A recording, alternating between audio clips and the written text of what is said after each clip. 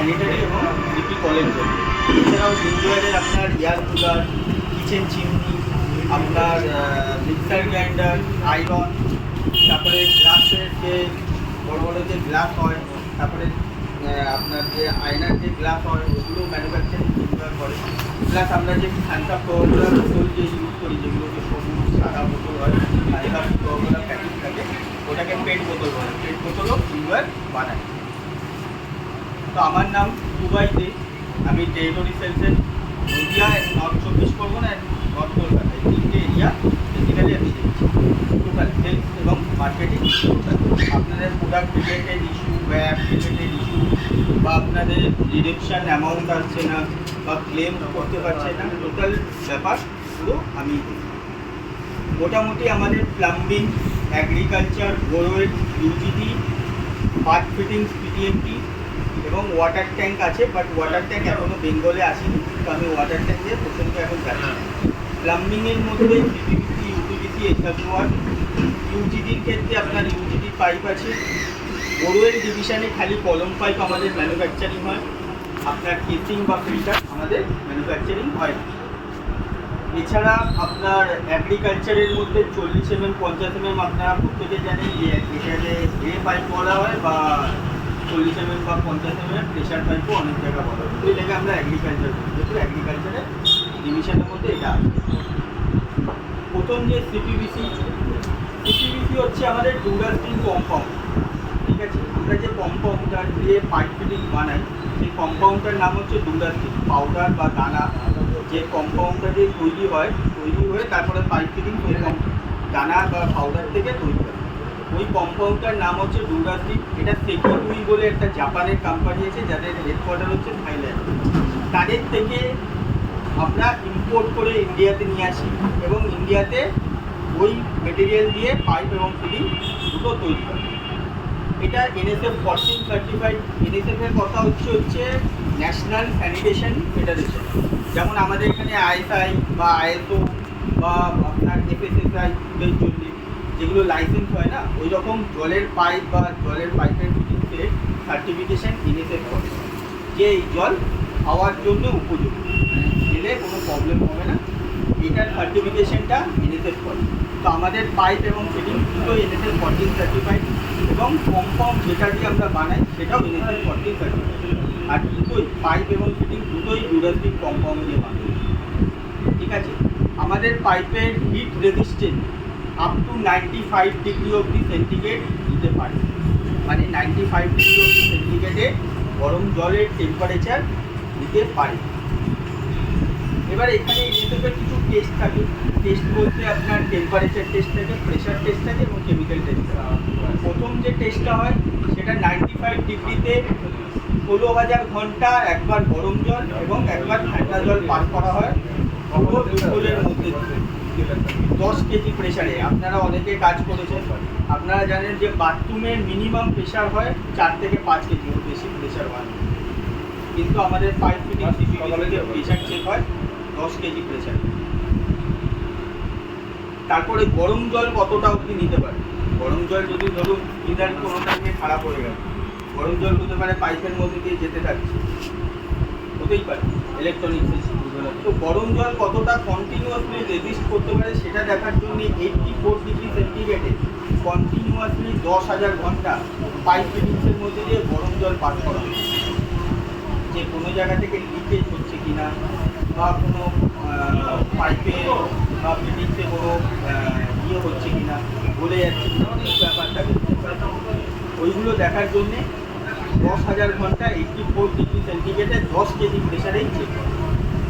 এই টেস্টগুলো হওয়ার সময় প্রত্যেক 10 মিনিট অন্তর অন্তর জলের স্যাম্পেল নেওয়া হয়, যে জলে কোনো কেমিক্যাল বেশি। এমনকি সিপিভিসি পাইপ ফিটিং যখন তৈরি হয় একটা কেমিক্যাল মেশানো হয়, ক্লোরিনেটেড করা হয়। সিপিভিসিকে ক্লোরিনেটেড পলিভিনাইল ক্লোরাইড বলা হয়। ওই ক্লোরিনেট করার জন্য একটা কেমিক্যাল ইউজ হয়, ওই কেমিক্যাল জলের সঙ্গে যদি যায় শরীরের পক্ষে সেটা খারাপ। ওই কেমিক্যাল টেস্ট করার জন্য জলে মিশছে কিনা প্রত্যেক 10 মিনিট অন্তর চেক করে। এইসব প্যারামিটারগুলো ফলো করলে তারপরে NSF সার্টিফিকেশান। প্লাস আমাদের পাইপ গ্রিন প্রো সার্টিফিকেশান পেয়েছে, ইন্ডিয়াতে এমন একটা কোম্পানি ইন্ডিয়ার টুকরো যার CPVC pipe green pro certification, এছাড়া কোনো পাইপ নেই। ফ্লোলেক্স, গ্রিন, অ্যাস্টার, আশীর্বাদ, গ্রিন, কিপার, কোনো কোম্পানি গ্রিন প্রো সিপিভিসিতে এখনো পর্যন্ত একমাত্র আমাদের আছে।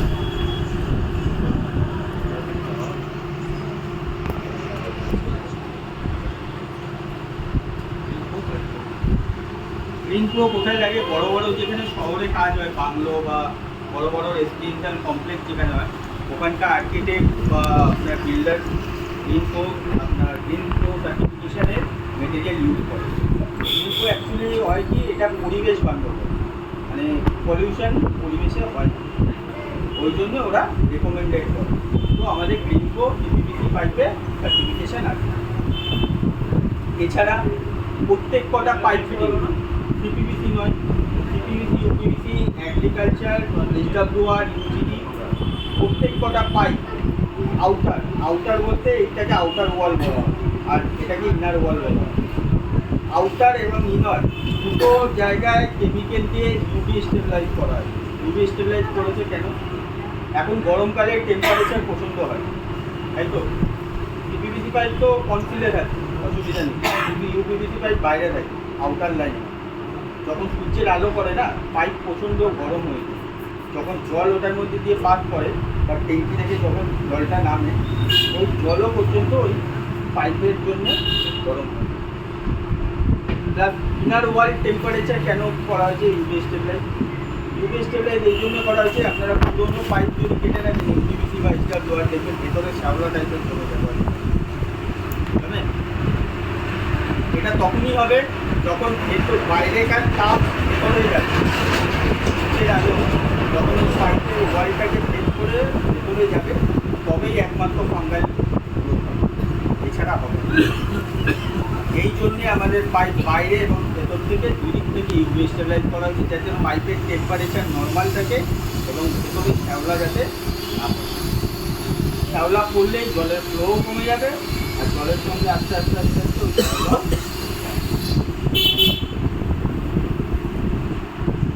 পাইপ SDR 11, SDR 13.5 এ অ্যাভেলেবেল। ফিটিংস যা আছে SDR 11 এ অ্যাভেলেবেল। যেহেতু গভর্নমেন্ট অফ ইন্ডিয়ার আপনার রেগুলেশন আছে যে হেভি ফিটিং বানাতে হয় ইন্ডাস্ট্রিয়াল গ্রেডে, তো আমরা SDR 11 এ ফিটিং তৈরি করি। প্রত্যেক কটা পাইপ ফিটিংসের ফিটিং হেভি ইন্ডাস্ট্রিয়াল গ্রেডে বানাতে হয়। এটা ব্রাশ ফিটিং থাকে, আপনারা অনেকে কাজ করেছেন। এই ব্রাশ ফিটিংসটা দোকানে দেখুন কালো কালারের রাবার রিং দেওয়া রয়েছে। কেন দেওয়া রয়েছে? যখন কলসিলে গরম জল আর ঠান্ডা জল যখন যায়, এই ব্রাশ যখন লাগানো থাকে এই ব্রাশের এলবোর সাথে, এই ব্রাশ তখন বাড়ে, গরম পেলে বাড়ে, ঠিক আছে, আবার ঠান্ডা পেলে কমে যায়। তখন এই সাইড থেকে লিকেজ করা স্টার্ট করে, এই সাইড থেকে লিকেজ করা স্টার্ট করে বা ক্র্যাক হয়ে যাবে। এই ব্রাশটাকে ধরে রাখার জন্য দুখানা ওরিং ইউজ করেছে কোম্পানি। এই ওরিংগুলোর দাম 30 পয়সা করে।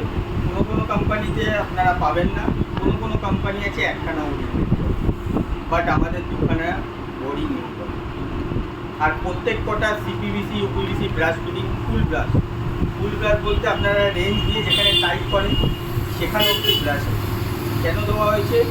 যাতে ব্রাশের সঙ্গে পিভিসির সাপোর্টটা থাকে, ক্র্যাক ব্রাশ এনপিএ বা ব্রাশ এলবো ক্র্যাক না করে, তাই জন্য ফুল ব্রাশ করা হয়েছে।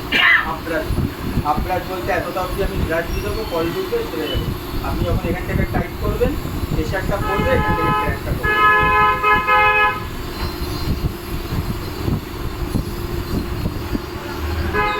পাঁচ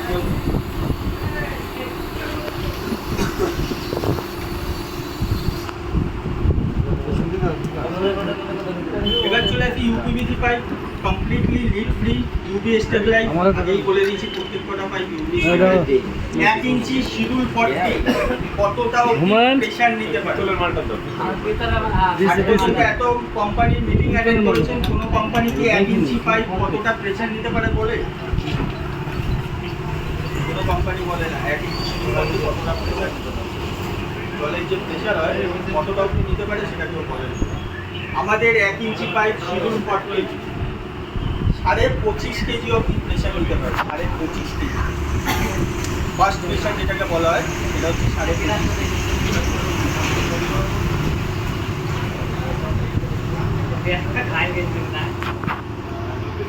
PVC পাইপ 1/2 ইঞ্চি থেকে 8 ইঞ্চি অব্দি অ্যাভেলেবেল, 1/2 ইঞ্চি থেকে 4 ইঞ্চি অব্দি তারপরে যখন ডায়ামিটার বাড়বে পাইপের ওয়েট বাড়বে, তখন খালি শিডিউল 40 পাবে।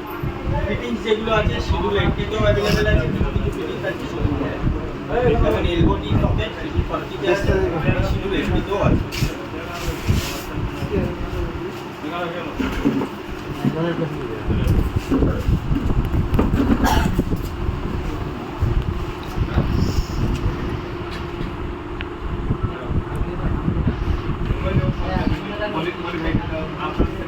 देख के दे भाई लेकर उसको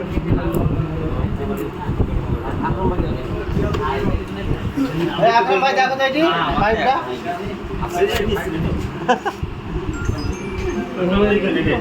দেখা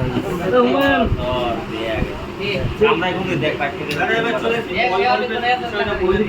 বল বাল্ব আপনারা প্রত্যেকেই কাজ করেন। মেজর দুটো প্রবলেম আছে বল বাল্ব। প্রথম হচ্ছে হ্যান্ডেল ভাঙা, তাই তো? হ্যান্ডেল ভাঙা, তাই তো? সলিউশন দুটো আছে। হ্যান্ডেল ডিটাচেবল হ্যান্ডেল খুলে রেখে দিতে পারেন, কোনো অসুবিধা নেই। হ্যান্ডেল যদি ভাঙে তাও আমার কাছে পেয়ে যাবে, 1/2 ইঞ্চি থেকে আপ টু 2 ইঞ্চি অবধি আমাদের কাছে হ্যান্ডেল আছে। প্লাস এই যে এই পার্টটা দেখছেন, এই পার্টটাকে আমরা ইউনিয়ন টাইপ করি। ইউনিয়ন বলতে এখান থেকে ভেতর থেকে সেট করে ফিল করা আছে। বেসিক্যালি প্রেশার কখন এই বল ভালভে কিছুদিন আয়রন করা বা ময়লা পড়ার ফলে এই জায়গায় বলটা যেটা হয় জাম হয়ে যায়। জাম হয়ে গেলে এখান থেকে লিকেজ করে বা বল এই যখন ঘোরানো চালু করা হয় তখন ঘোরাতে গিয়ে পাট করে ভেঙে যায়। মেইন গন্ডগোল হচ্ছে এই বলে, ঠিক আছে? আপনাদের যদি বল জমে, ঠিক আছে, ধরুন টাইট হয়ে গেছে, খুলছে না, কিছু করার নেই। এই পাশটা যেটা আছে এখানে রেঞ্জ দিয়ে এটাকে খুলে বল পরিষ্কার করে গাড়ি আবার দিতে চলবে,